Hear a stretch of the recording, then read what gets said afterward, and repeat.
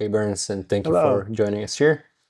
So, what is Zuzalu and why it matters, or why is it so interesting to you? Well, Zuzalu was an experiment that I had the honor to be part of. Why it matters?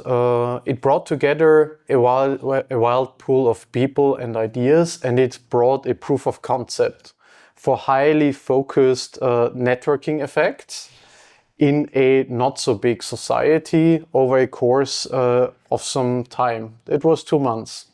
And the topics there were all somehow compatible in each other. Most of them were game changer technologies or topics that could make human individuals or human civilization fit for the future or more fit for the future. At the same time, they were to a certain degree dependent on a truth-seeking model, either scientific, if your science isn't oriented towards objectivity, then you won't live forever, or you won't create synbio machines out of protein strings or something. Technology has to work out. And intellectual progress or so always needs the corrective force of the dialogue and of not contradicting itself on a hard level. And that needs tons of experiments. And Zuzalu was the first one of these experiments. We had a CK passport where we experimented with some votings. Aside of that, nothing was told us beforehand what Zuzalu was about, and Vitalik asked us to do one task over the course of 2 months, the residence. Whatever you do, be intentional about it. Because it was, and this is taken from Balaji's network state, inspired by that intentional community kind of thing or phenomena. And an intentional community is a bunch of people that identify shared interests or common goals among them, and they then come together for collective action. And this is what Zuzalu enabled people to do. There wasn't so much pre-filtering, there wasn't so much shared topics, and the place was open for intellectual cross-pollination. Like the longevity folks did a project together with the network state people. And synbio and DSci did something together afterwards, and these kind of things. It removed the friction between the brains. Everything was, so to say, the infrastructure was provided. We had this beautiful hotel or bay area with many tiny buildings, and you could just have a really great chat with your future co-founder or someone else who might have the next puzzle piece to ideas that wait to be born in your head. And that just happened organically because you had a very interesting bunch of people surrounded by these topics that brought them there. And I think this in concept is the format of Zuzalu. The potential of Zuzalu, how that can look like in a version 2.0 or a version 3.0, is very different from the pilot starter event, I would say. Okay, and do you want to speak more to that, or also wanted to ask you about you're one of two main organizers, Zoo Georgia, and how is that different from the original? That was our iteration of what is the essence of Zuzalu, how we can double down on the network effects and the potential upsides on it, and how can we integrate this in a more meaningful way with higher aspirations. And we did a lot more filtering for participants, and we integrated our tracks in a way that they build on each other. And we created a emphasis on personal responsibility and the individual's ability to freely assess their interests and their alignment towards certain topics. And with alignment, I more mean not sharing the opinion, but sharing common interest of curiosity. Could it be valuable for me to learn these thinking patterns or to cross-pollinate in the same directions? And what we filtered against in Zuvillage basically was deceptive communication, people that are just there to network with other people because of their social standing, and people not really knowing what they're talking about. And we did so with the first week, where we set the cultural stage with a cognitive sovereignty, rationality, and meta-rationality track, where we offered maps and tools for people how to ask your own questions and how to listen to other people, how to identify if somebody speaks to you in a measured way or in a shilling way, and how to look out for patterns of missing awareness in the social interactions when something like this occurs. We wrote a directional protocol for Zuvillages, and our Zuvillage Georgia was the first pilot attempt of implementing this. And in that case, it was the version 1.0, and that was already in itself a version 2.0 to what we saw at Zuzalu. And this protocol focuses on the protective layers of protecting the individual's judgment and allowing them to assess models of truth and truthfulness and trust and trustworthiness before addressing topics about shared goals of collective actions that we took inspiration from My Techno-Optimism, the article from Vitalik. And this BIOS that, so to say, the directional protocol offers is to create a layer to make sure that whatever format we present, whatever decisions we make it in a way that we don't go for dogmatism or nihilism in a truth-seeking manner. Objectivity matters. We go with respecting the individual's agency. We don't indoctrinate people. We protect their cognitive sovereignty. We don't want formats or dynamics to hijack their minds and bias their thinking or pre-filter their thinking. And we greatly rely on the person's own responsibility to live up to that. And that's, of course, a cultural progress. And this is what is the equivalent of civic duties for Zuzalu, and we double down on this civic duty model because it is the quality of the citizen's self-understanding that sets the bars for how much potential collective cross-pollination or decision-making processes bear. Okay, yeah, you touched on this the cognitive sovereignty multiple times, and you previously also mentioned this idea of people polluting the intellectual ecology. And I assume this is at least partially inspired by the drama inside the Zuzalu community after the first event or during the first event. But I want to dig in more into this. I mean, you already explained the idea of cognitive sovereignty. And yeah, do you want to go deeper on like people, on how examples of how people try to hijack it, and then how to sort of defend against it? Hijack is a big word.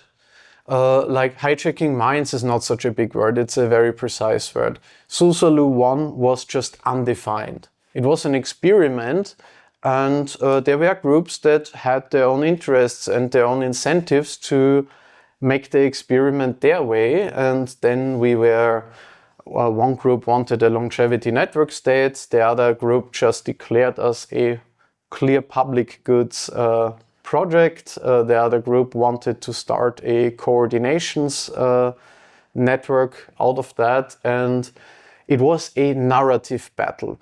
And on meta level, it was very amusing and interesting to see how the battle over this narrative worked through into the whole self-understanding of Zuzalu and what grew afterwards. So I wouldn't call it drama.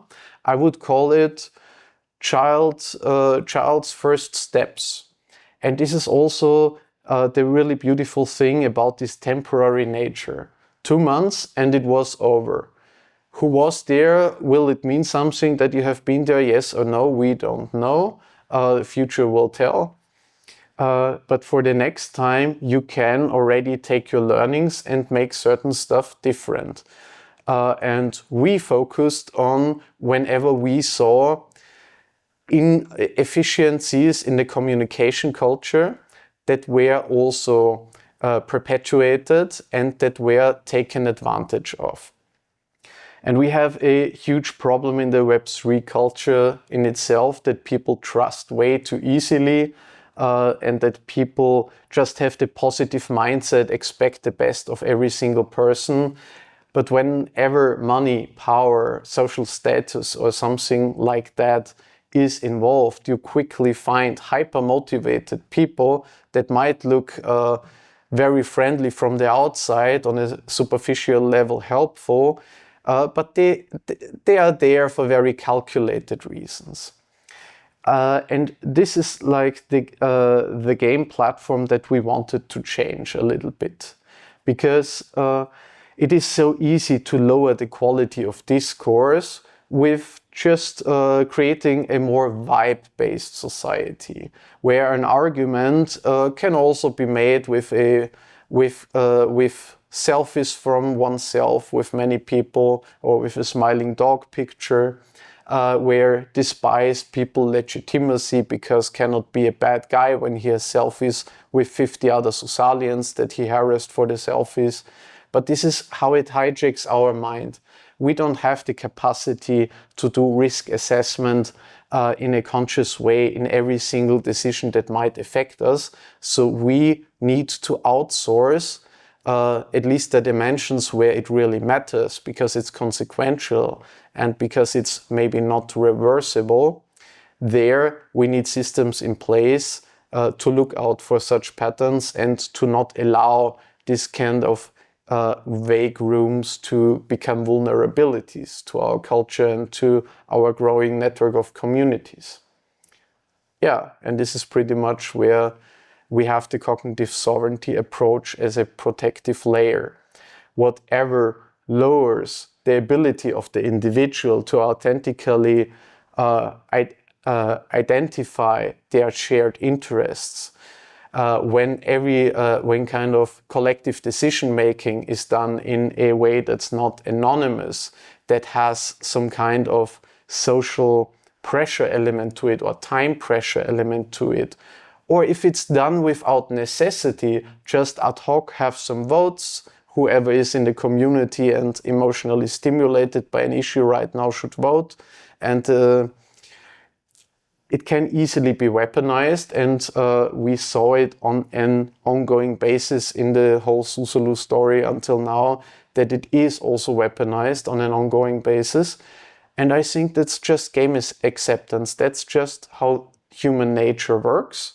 So we need to create systems that take this into account. Right. And so like some of the ways you try to be more rigorous in how discussions are carried out and how decisions are made, so that like decisions are made in these like emotional group discussions, so, like everything public, but not at all. more so like through anonymous voting and discussions on the forums, where it's more about the actual topic of discussion rather than emotion transfer. Exactly. Voting in fringe cases, voting is always a really bad option when you can have a qualitative exchange with arguments. Whenever arguments can be made for something or ideas can compete with each other, there never should instead humans compete with each other with their social standing, is one element. And with decision-making process or with the user experience, a good example would be that in Zuzalu 1, it was a bit too loose, the vote with your feet. We also had talks from pretty much ideological perspectives that even used means of propaganda. And then people said, yeah, if you don't like it, then just leave the dome. It's no problem, no, vote with your feet. But this filters also the audience that then claps for that to an uncritical bunch. And this is what we did different at Zoo Village, Georgia. Nobody that airs something on stage is immune to criticism. And whoever calls out non sequitur or misleading arguments or rhetorical fallacies or just rhetorical tricks that might feel like they say to us that they say something right, but it's actually just an illusion, that should give you social points. If you have a good point where why that what the guy on stage says is just not true, or is just an emotional statement with no value, or is kayfabe, where certain facts are presented in the right way, but the conclusions that are drawn are ideological, and then a bunch of facts again that mixes it through. When you have people that can call out patterns like that and make the knowledge then accessible to everyone, and everyone can easily see, that's the pattern. That's actually a rhetorical fallacy. This guy is probably aware or unawarely doing it in order for us to buy the message.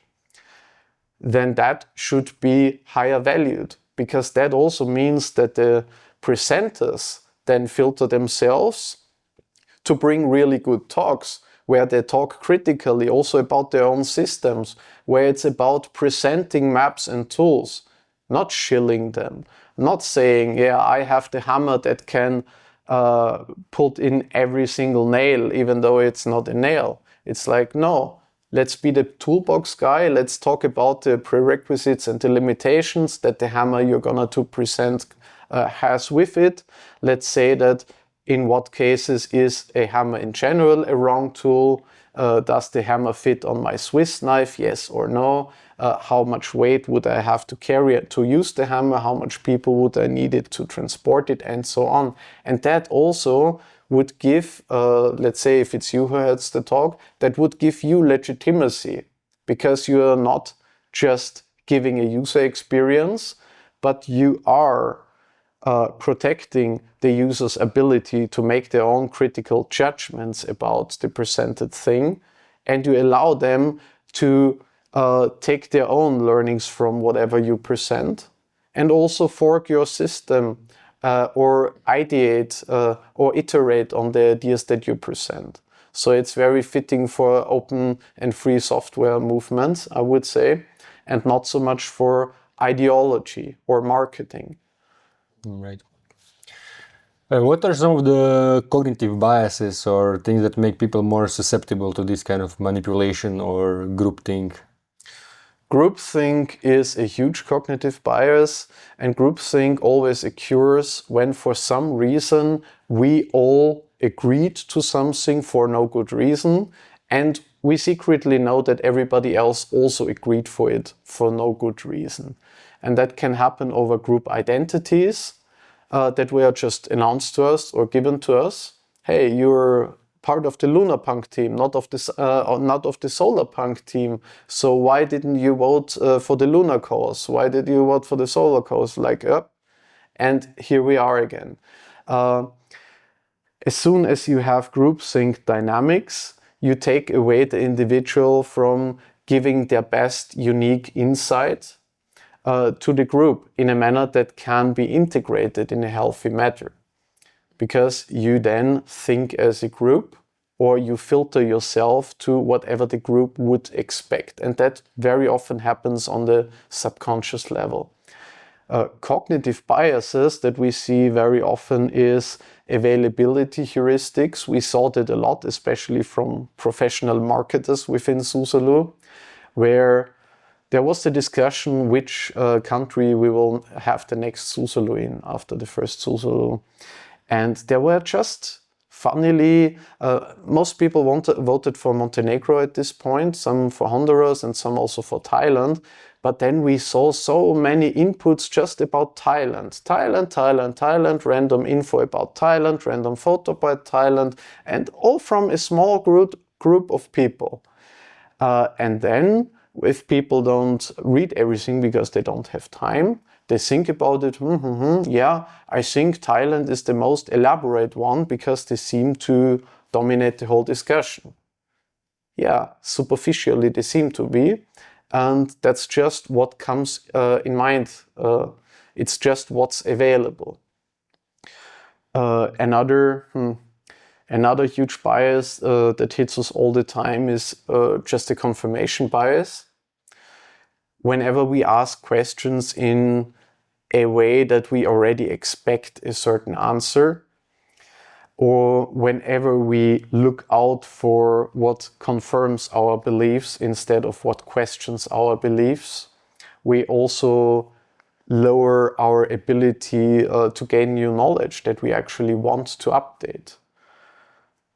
We had quite a long list of cognitive biases that we went through in Zuitzerland, Georgia, and I would say that in general it's very valuable to get aware of these patterns altogether.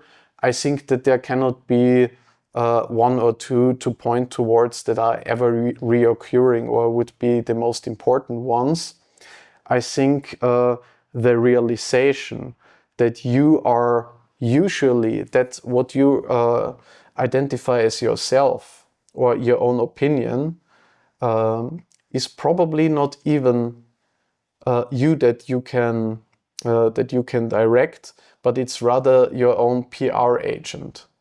Whatever we subconsciously get as our opinions and standings on something is usually an image of defending our decisions that we already made in our head or our head has made for us. So taking oneself not too seriously cognitively on every single step or not being overly sure is one crucial part. But the even more crucial part is being aware that other people also don't operate better than you are usually in these matters.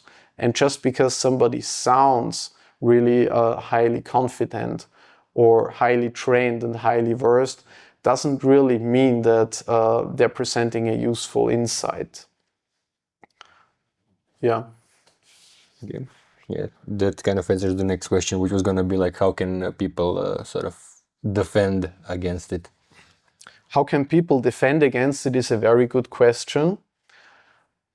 People can defend against it by identifying the situations and the patterns that are relevant for them. You cannot risk assess every single question that or issue that you have to deal with over the everyday life. And you cannot assess the trust function in every single human being you deal with. If you deal with trusted agents, and that can be friends, that can be co-workers, that could be everyone, it's very useful to reduce them to roles or functions for what they gain the trust or for what you put confidence into them. Just because you trust me as a videographer doesn't mean that you trust me as a driver or you would trust me watching your children or cook for you.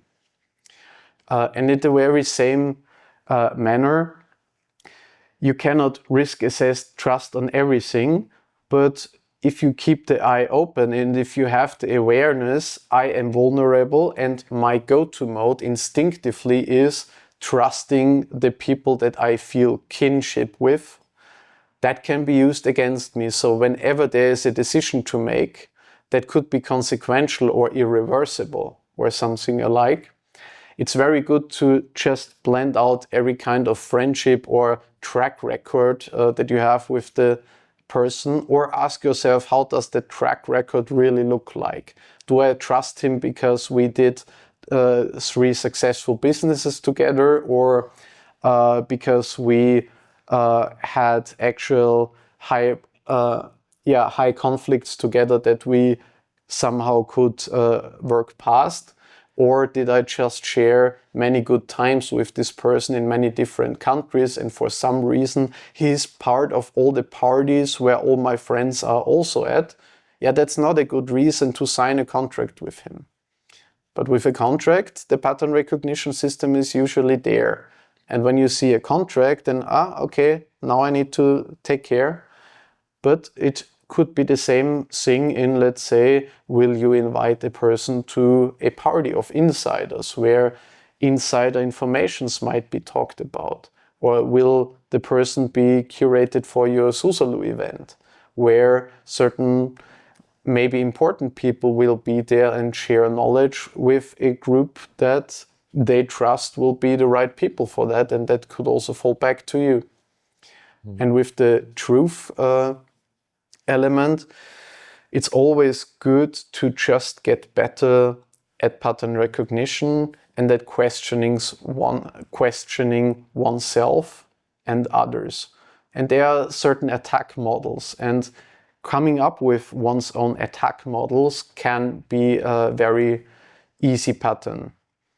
One attack model that I've seen, I've seen in Zuzalu like 4 different attack models.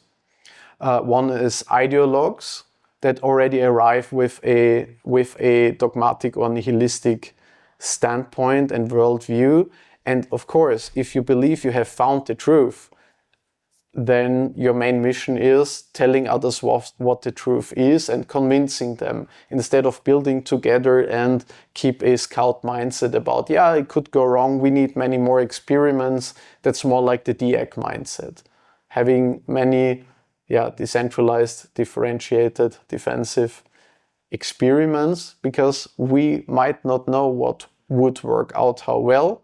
We might be able to establish what has not a chance of working out completely, but what would work out, we don't know. Right. And like touching on what you mentioned previously, it's super important because especially in places like this, you like find yourself vibing with people, and then like thinking in this direction. Like I know about one specific person a year or two ago. We were together for like a week, and it seemed really like, oh, this person is really cool, and he was super funny and intelligent, whatever. And then a few months later, I found out from another colleague who was working with him that like you don't want to work with him. Like it's completely should be avoided. But you can't make a decision based on just vibing with a person. I wanted to ask you about your what would you say your political ideology is, and what shaped it? Abandoning ideology altogether. Whenever you have an ideology, you have committed and you are married to one side of the argument. Having an ideology means limiting yourself and your own adaptability and evolvability. And political ones are even more tricky. I would think that there are certain things that I want, and that I want other people not to interfere with. Do I want to push others in the same direction? No. And someone could frame me as an anarchist. But I also like it to be with people that are interoperable on my level of insight or interest or fascination or cognitive ability to some degree. And now I can be framed as an elitist. I am very much for some elements of meritocracy and also technocracy when it makes sense and when it means to build a sustainable project. Whenever I would limit myself to that as an overarching political ideology, I would not be able to take a Swiss knife, so to say, and switch between their functions and apply them to the use case. Am I a Democrat? Not on a flying plane. There I don't want the passengers to vote on a new captain. It's a very bad idea. Right. Am I a democrat in the nation state that I live? Yes, I would not like to live in North Korea instead, where there's no participation or no representation. But every ideology can be reduced to an idea and to functions. And these ideas and functions can work out very differently on different scales and different circumstances, especially in the political realm. So instead of going with an ideology, I would rather go with a kind of philosophy or a kind of direction. I think that deception is always bad. Taking away the individual's ability to identify something authentically or to question one's own thought or others' thought effectively is something I would like to avoid. Is this a political ideology? Yeah, philosophers can fight about that. I say no. But this is something that I would not want to make compromises of. But this is my own direction. Would I want to force people to not go into happy boxes and to lie themselves to death or just take their heroin or so? No. I think that people can identify their true agency, should be able to. And if their agency is taking away their ability to judge reality, then it's not the job of me or anybody else to keep them from doing so. Of course, this is trickier on a societal level, but in general, the urge of correcting other people's judgment or pushing them into even gaining that abilities is in itself already indoctrination, I would say. So I would rather have a direction ready for people to sign up to and even expand it with me. And then we can have a shared direction in that we can go into, and we can even find more people that will want to share the direction for the right reasons. Does that answer the question of my political ideology? Yes, and I would like to frame it maybe differently, though you partially answered that as well. Instead of a political ideology, what are some of the things that you would optimize the society for, or like some trilemma that you would society for being collapse resistant? Like if we talk about human civilization now, being collapse resistant, being somehow respecting individual agency, giving the individual sovereignty on the cognitive and digital sphere, enabling them to communicate in a manner that fits their choice and the choice of the projects that they want to join. I would say overall I share a lot of cypherpunk values in that, maybe not all of them, or maybe not all of them on every level. And I think that overall it is not a good idea to carry the burden of having to find a final solution for the whole world, because we don't know that. We should rather allow evolution to continue, and we should see that we don't lock ourselves into a stage where we cannot get out of anymore. And this is pretty much the so to say, ideology, if you want to frame it that way. Okay, yeah, that makes sense. And do you want to expand on DIAC a bit, why it matters? Why it matters? I think it's just a really good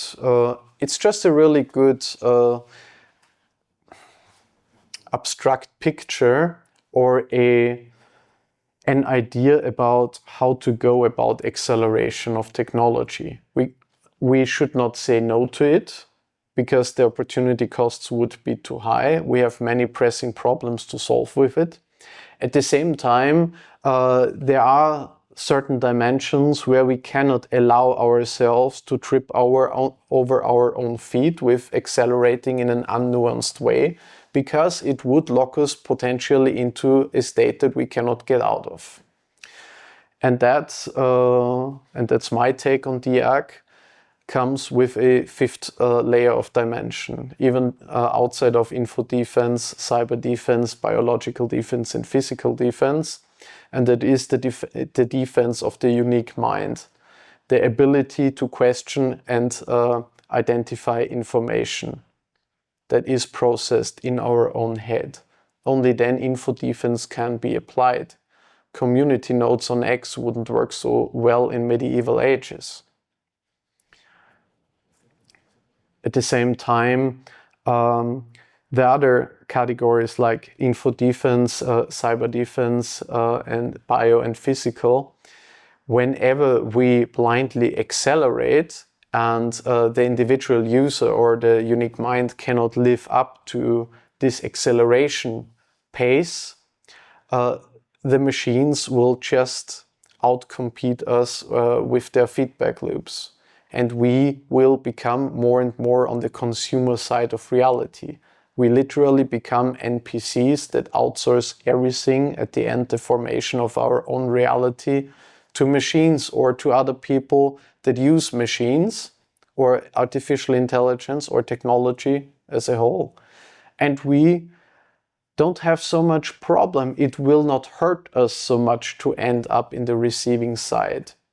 And this is also important to consider. For many people, it can totally be an upgrade to their life to play their favorite computer game 24/7 and just until they drop to sleep forever at some point. And if we live in a post-scarcity society where like needs like water and food is automatically covered, yes, maybe the happy box should be open for them, but there should also be an exit node for the people that want to fully indulge the adventure of life and want to expand their own reality and being, not in a system that generates happiness or locks them in a very cozy way, but what makes them experience the whole universe or expand their own bandwidth of reality as much as they want or as much as they are curiosity driven towards. And this is where I also come back to the first topic. This is where the magic of Zuzalu plays such a big role, because this movement or this evolving culture can be the breeding ground for exactly such cultural or technological exit nodes for people that want to live a self-directed life, that want to expand the bandwidth of reality that's accessible to their agency and to their, and at the end to their selves.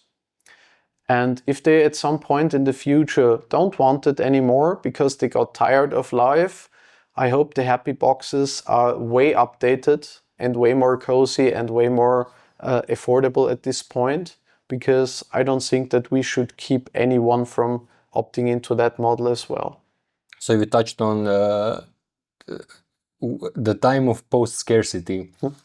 Do you think that time is near, and how do you think that it plays together with the current capitalist system? I heard people saying how the capitalism in the current form doesn't really allow post-scarcity, because if the prices drop to zero, who is gonna make money? What in general, what's your vision around the post-scarcity society, and how do you think it plays with the current systems? It's in general very easy to criticize capitalism, because capitalism is, so to say, where the water flows, the way of least resistance. But it's also like markets. If we talk about prediction markets, it's also markets. I think that capitalism has brought many public goods and has lowered the cost and raised the quality of stuff like running water, public toilets, streets, a lot of things that we are in a post-scarcity stage at a certain level or near it already, much more than any other system, at least with lesser foul compromises than any other system. And at the same time, I think that no, it's not a given, and it's not. We are not only a capitalist system in the West. If we take the, so to say, capitalistically dominated markets, we also have governments in the West. We also have civic unrests that governments have an inherent interest to not let arise. We also have completely different technologies that could become game changers.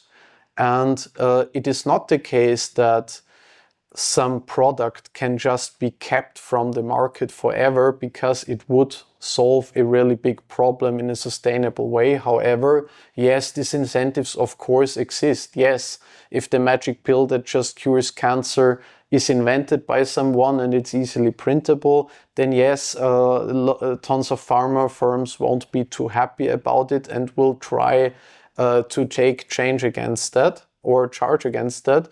Potentially, will they have the power in a capitalistic system? That already is questionable. But capitalism is also, it deteriorates over the course of time.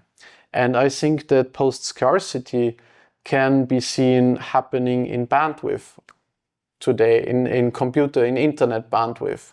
We have so little scarcity in how much megabyte we can up and download.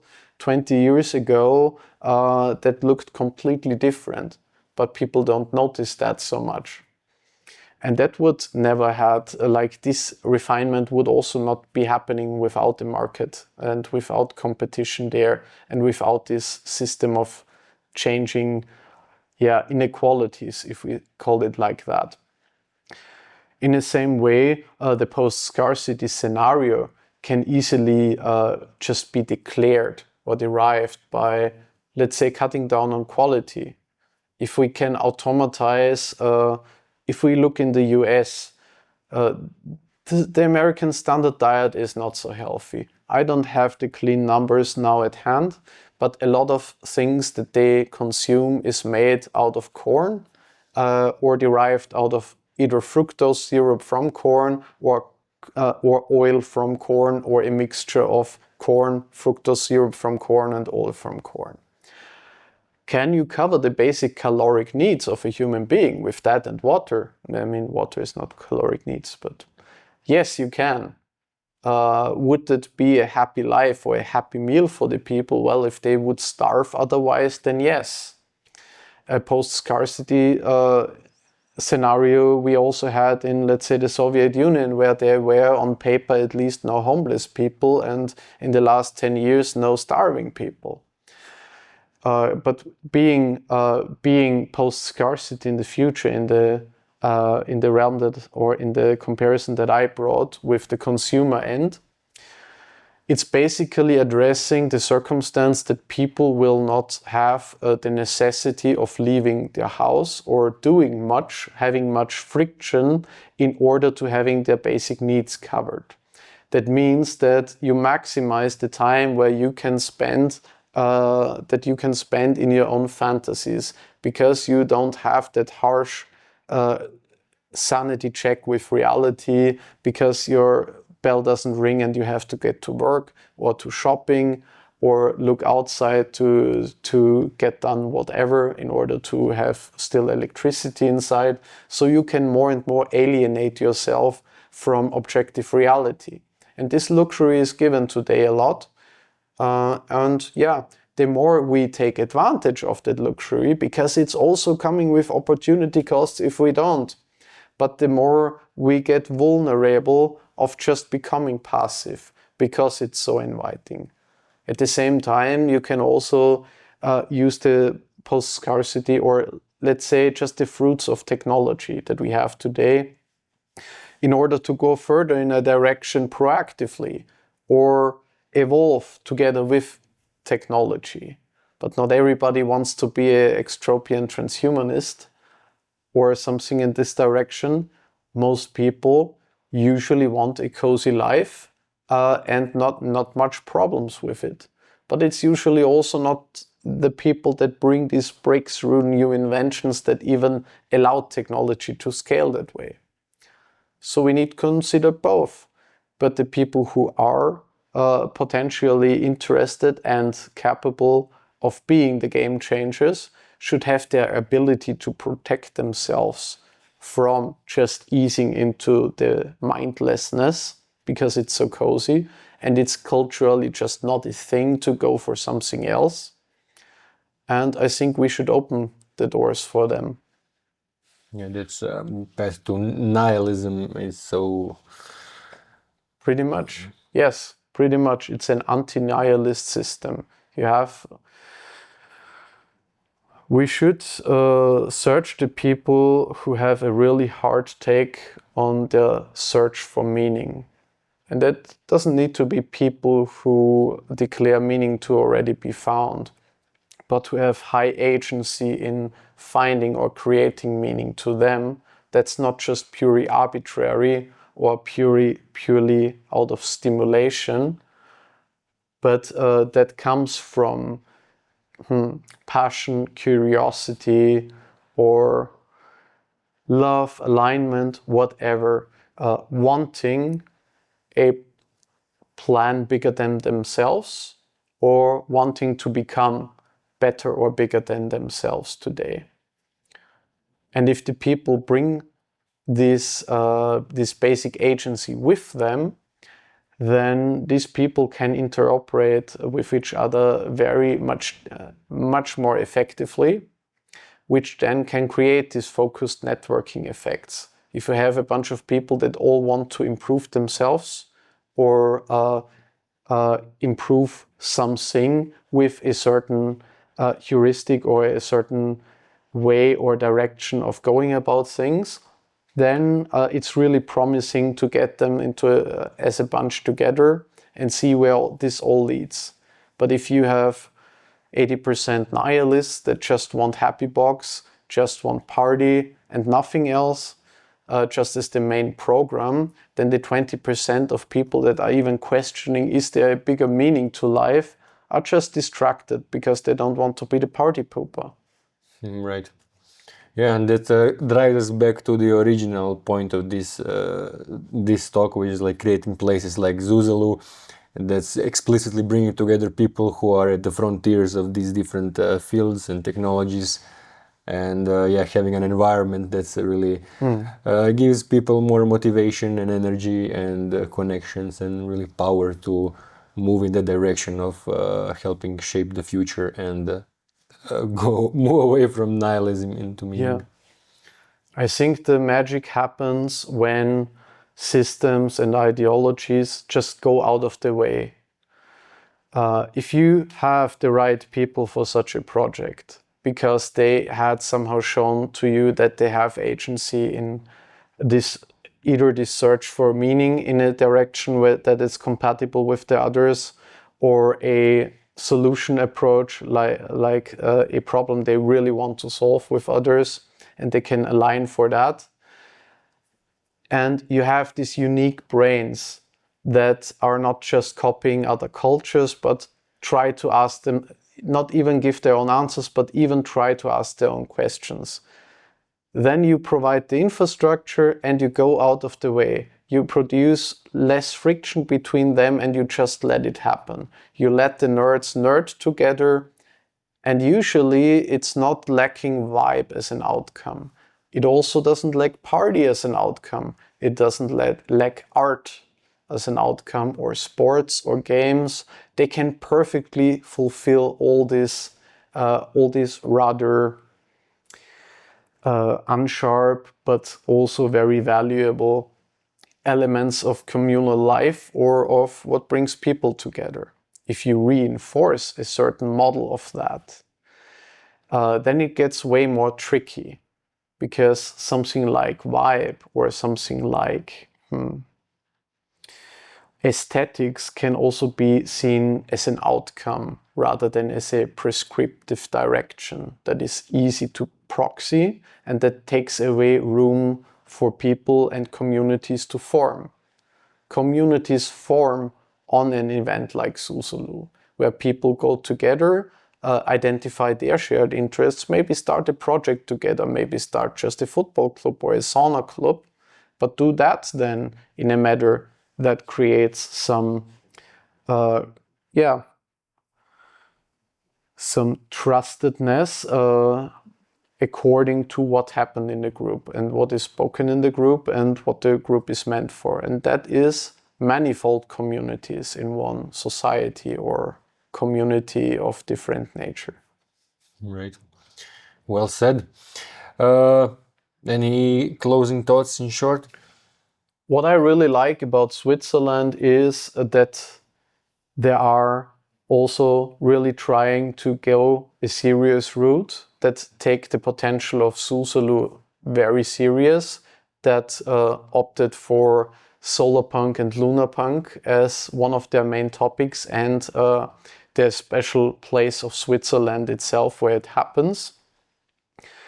And I'm really happy to also see the directions and the inputs and the modules that we had at Zoo Village, Georgia, that can already be improved and refined, and that mistakes that we made in our version 2.0, others don't have to make them, but can already learn from our mistakes and fail forward together, so to say, in a shared direction. And it's also really beautiful for me to see and to be here with the people that we share so much alignment after maybe there was some friction to work through in the beginning. And altogether, people that really nerd together, that come up with solutions, they are not so far off of each other. And it's not really a popularity contest, the hackathon here, that was really great. Everybody presented their tools and their maps, and in a way that people even found, hey, we could combine this in these projects. And if Zuitzerland continues that route also with the curation and with the plan for the tracks and so, then I have my hopes up high, and I'm very excited to see this unfolding here. Yeah. Awesome. Yeah, I hope Switzerland goes great, and I hope there will be many more great Zuzalu related events. Me too. Thank you again for coming, and thanks for the invitation.